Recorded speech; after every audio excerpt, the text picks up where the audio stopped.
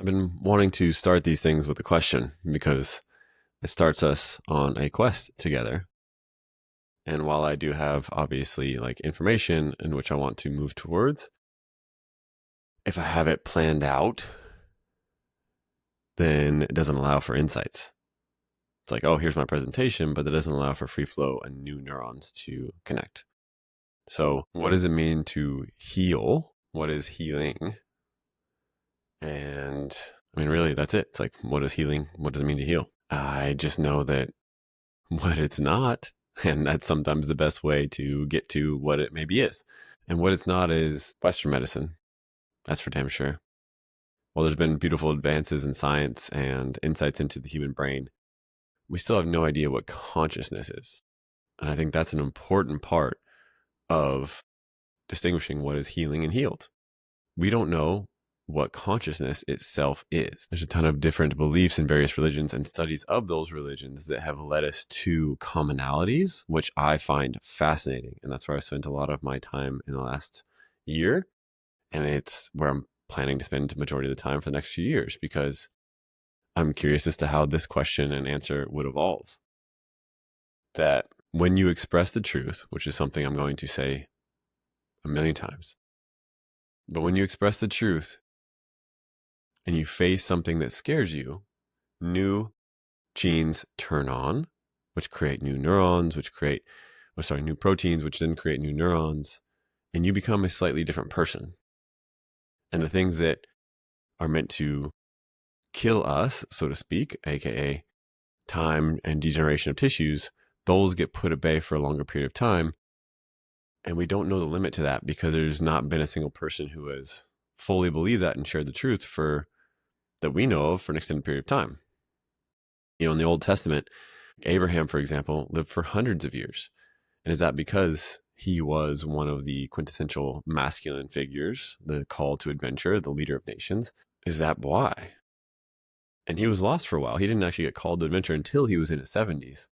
So it's never too late to go down this path. And if we go down that path, regardless of how long we've been around, I believe, and I've seen it, that the people who do that are the ones who stay the youngest and they look the youngest.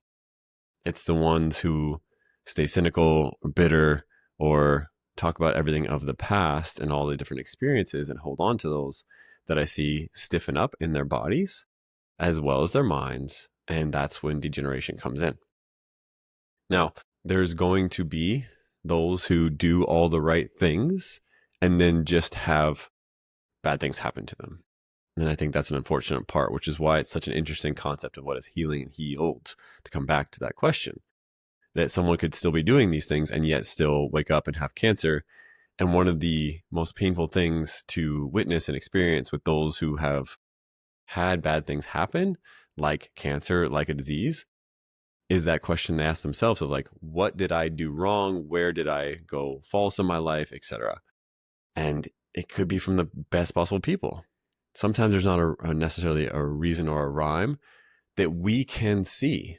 And this is where consciousness, again, is the interesting part of this healing for me, of we don't know what that is. And so it could be a continuation from a past life, which is why there's a lot of studies about past lives. It could be not only generational, but transgenerational, as well as a past life and the energies around that. Modern science, it just showed the other day that the stress from the father is, they're able to see that there is stress from the father on the sperm. And it's like, well, duh. Whatever emotional state you're in is going to be a reflection of everything that's inside of your body.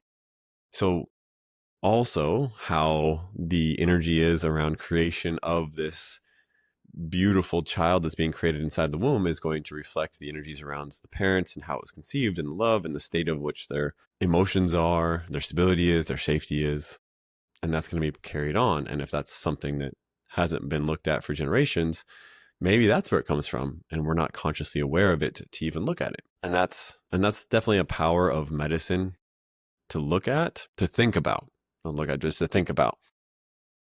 And that's part of what I wanted to do in this video, was kind of put a deeper meaning, a deeper reflection to a hot take that I put on Instagram around ayahuasca and wachuma and psilocybin and all these amazing medicines that they do kick open the door and they can connect us to these energies. And I think that's their power. But my point with the hot take was that you see so many people's egos in this life, because that is something that's ours, that gets created from this being, as far as I can tell. That's where it can become attached and believe that it has solved problems and become healed. And then the very thing that these individuals looked at, including myself at times, please, I'm not immune to this, are then held on to and looked at as if I solved something that other people did not, and I have transcended some type of level of human experience, and I'm in a different game than everybody else. And I hear that that comparison a lot. And yes, like, it's a game, but it's a game without a finish. And I think that's the point that's being missed inside of this. And that's where the bypassing comes in. And that's what actually, ironically, stops the healing. And I get like trying to find what is healed in that, like the process. I love Jordan Peterson, and he has this line that stands in my head of, maybe we are not here to solve or to finish, but to be that which continually searches for. Like, that is our purpose, is like to be those who are continually searching for, but not to solve. Because if we actually solve something, like, we wouldn't be satisfied. That's not the point of being here. That's not what I believe. So maybe that's also why there's a randomness, quote unquote, who knows, maybe it's not random, around individuals who do share the truth and still have bad things happen to them. They still show up. They still do everything. They make the proper sacrifices as well, if you look at the biblical stories. And something to think about it as well. We say, like, and I used to think this too, that it's such primitive concept to sacrifice like people or animals to a god. And it's like, that actually might be the wisest thing that we've ever come up with to this day. Because it's actually the realization that we have a future and that we must sacrifice something now and trust that that'll be better in the future. Whether that has to be animals or people, as was thrown around in the Old Testament, can be the extreme cases.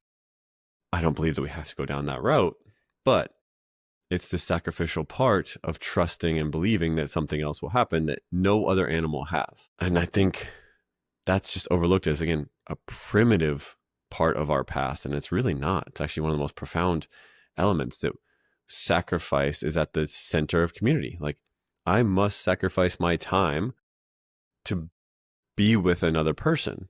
And we must sacrifice our individual futures to be together. And our individual futures that came together must be sacrificed to an extent to change and shift, to have a child and bring that child into the world.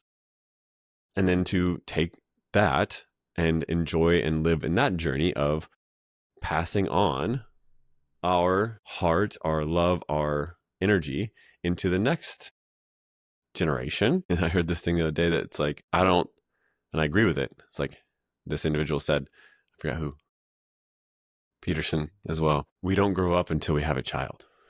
I mean, there might be other extreme circumstances, but we really don't grow up, because then it becomes about, you love someone else more than yourself. So what does this all have to do with, like, are we healed or healing?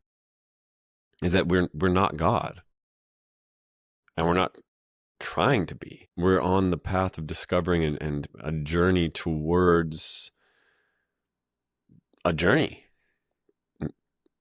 There's not really an end. If you believe in whatever religion, even if you're atheistic, that's still, there's an agreement upon that a human life is valuable. And I find that fascinating, that Raskolnikov, inside of Dostoevsky's Crime and Punishment, he gets away with the perfect murder, but yet he's not the same person before and after the murder. It's his own guilt that eats him alive, that taking another human life weighs on him. And maybe that's stuff that's been weighing on our past, because we've had such a violent past until very recently into the 20th century. And even in the 20th century, we had some of the darkest times of humanity with, honestly, Germany, but also communist China, Maoist communism communist China, and communism in Russia. Those had more deaths than the Holocaust overall, and we don't look at that enough. But those are some of the darkest experiments and times in human history in the very, very recent times that we at least know of. Maybe there was stuff before that. So maybe there's an energy of guilt that gets passed along, again, transgenerational, past lives, whatever you believe in that. But people caring for other individuals and taking that on. But I believe that if we carry it, it's meant for us. Like, we don't hold on to something that's not meant for us. But then if we don't address that and we don't know how, we're not given the tools, which is other things we've gotten away from. And that's part of my mission that I know is why I'm here to be spreading this word, is to help people do this work and realize how powerful they are. And I'm really fucking good at it. I'm good at teaching you and training you to be truthful, to be more courageous, and to be the best possible version of yourself. And more people need to have that. And it's not just through somatics or energy work or breath work or doing these other medicines, but because answering and in part this question, what I have seen lead to the most healing and healed states where we balance in between, because we're always in this dance. We figure something out, then we don't. It's healed, and then we're not for a moment. It's like we balance because we have to go live. Is sharing the truth and witnessing the truth. And what I mean by that is the parts of you that you know, when I say you're scared to be seen in, you're scared to share, nobody wants to hear this, these are dark. When you express those, when you get those out, when you face the fears voluntarily, you become a slightly different person. The new DNA expresses, and that actually heals the body the most. We have all these parts about our brain and how they developed.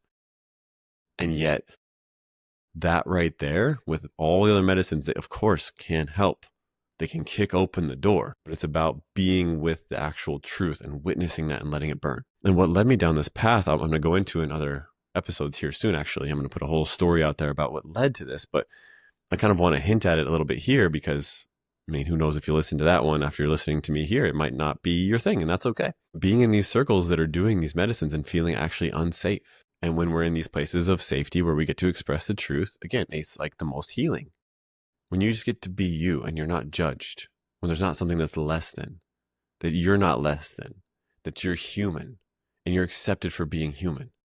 And it's the pressure we put on ourselves or put on our friends and family to be like, oh, you can do better, you can be better. Of course, it comes from a good place. And like, we see people's potential and we need people around us who are going to help us elevate to our potential. But holding that pressure over someone, ironically, is the very thing that usually stops them from reaching that place.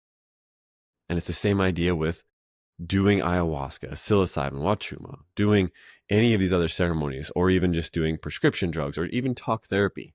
The premise is broken. You're going into talk therapy and saying, I'm broken, fix me.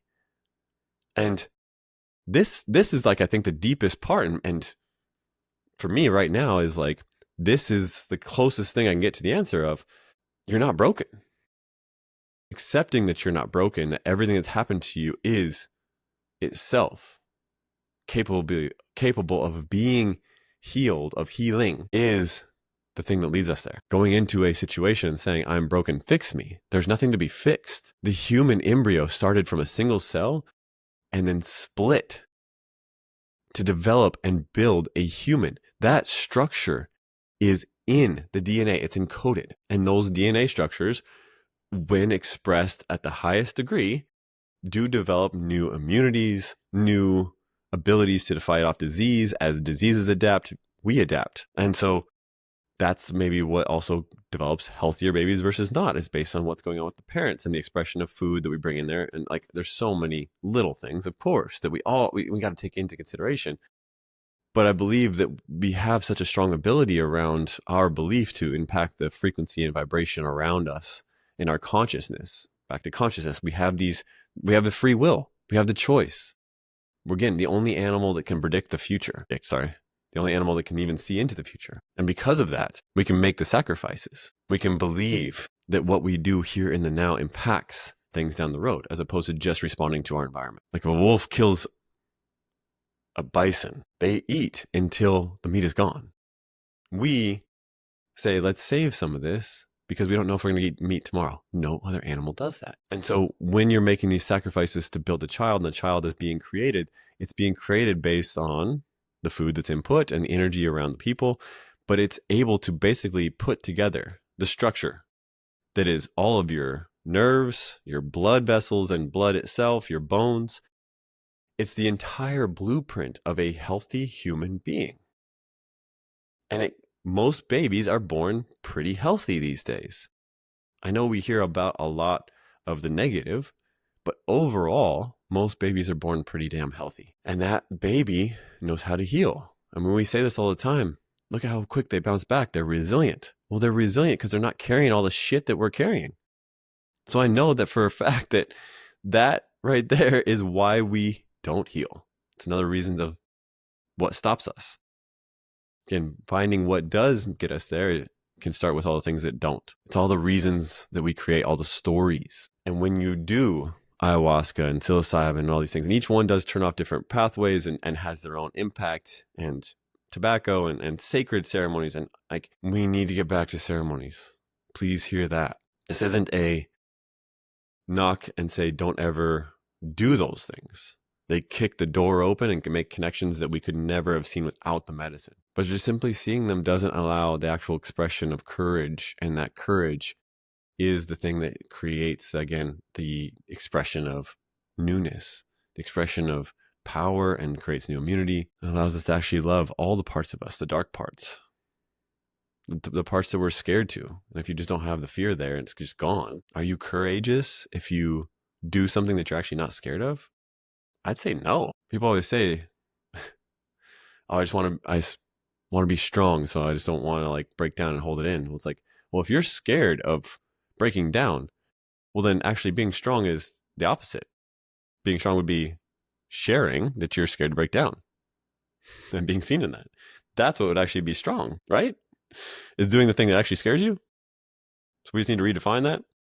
So I digress back to accepting human beings as they are fully, voluntarily facing that which scares us, voluntarily going into that which excites us, lets us become the most full expression of this experience. And so the bypassing that I see done after people go through ceremonies is that, well, I figured this out, I healed this, I'm done.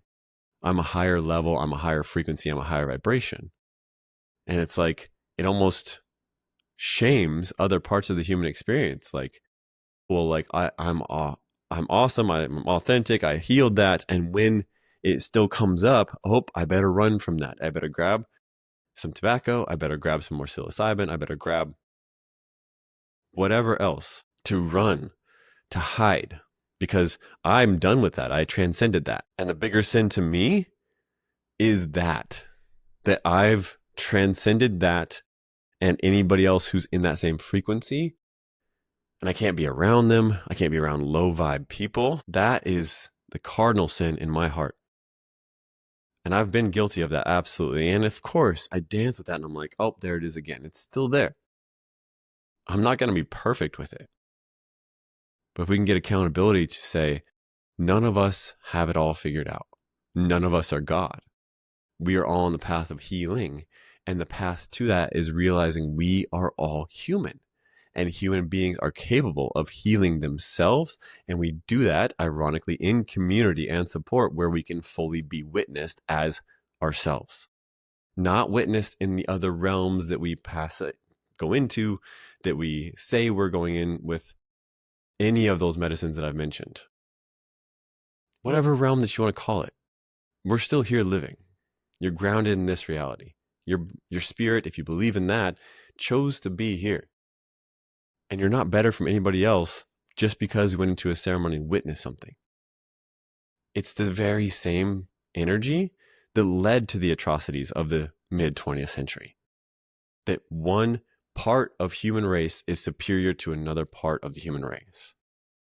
That because you can't cope with it by taking this plant medicine, but you're going to take tobacco in a vaping form, you're going to drink spirits and plants through an alcohol instead of take the plants and spirits through a tea, ayahuasca versus alcohol. Yes, they do have different intentions and pathways. And again, I honor the sacredness, but it's It's judging somebody else who's fallen from the gates of heaven, from wherever we have developed or ascend or descended from. We're all here in the flesh, and we're meant to be regulated together, to be accepted fully together. All of you experiencing and feeling love when you express who you truly are. That's the truth through love for me. And that's my mission. And it's what I've landed on as the most powerful form of healing. And all these other insights that have come along the way in this quest today, those are just beautiful gifts, because it's going to be a continual process. And in a year, I hope I have a deeper answer. I mean, I could talk for another hour about this, but I want these daily talks to be a little shorter. But that no one human is better. That's the message I really want to go home. That don't bypass this experience. The grief, the anger, the shame, the guilt, the rage, the passion, the love. But with love comes grief, comes pain, comes anger, comes rage. Those are the ceremony. That's what we are here to experience. And I've never once seen anybody get away from that. And when you are suffering, because it will come a time in which you become cynical or bitter or angry at God or the world, because even Jesus on the cross had his second of doubt because of the pain that the body can hold on to and experience. So when that comes for you and the people around you are sick or you're sick, remember to share the truth through love. There's no other path. And the sooner you can accept that you're not special, the sooner you'll be free. So I don't know if I answered that. What is healing? What is healed? But I feel pretty good about it. That the journey is here for us as humans to connect together and to look at that there will be hierarchies. I'm not saying that they'll all be gone, but the hierarchies are going to be to get business done, to get jobs done, to protect society, because there's going to be people who are capable of doing more in society than others. And that's okay. There's people who are stronger protectors than others. That doesn't mean that they're more important in the sense of I'm a better human. They're maybe more important for certain tasks, but everybody has their tasks in this life. So take this damn hierarchy of I'm authentic and I've done ayahuasca and I have this ego, and flip it on its side. We are all on this spectrum. So when you can authentically allow shame, authentically express that that person over there who's coping with something you call low vibe, and you can accept that it's not actually low vibe. It's just you expressing a different form, and you can give them love and not judge them. That's what I have seen to bring the most healing.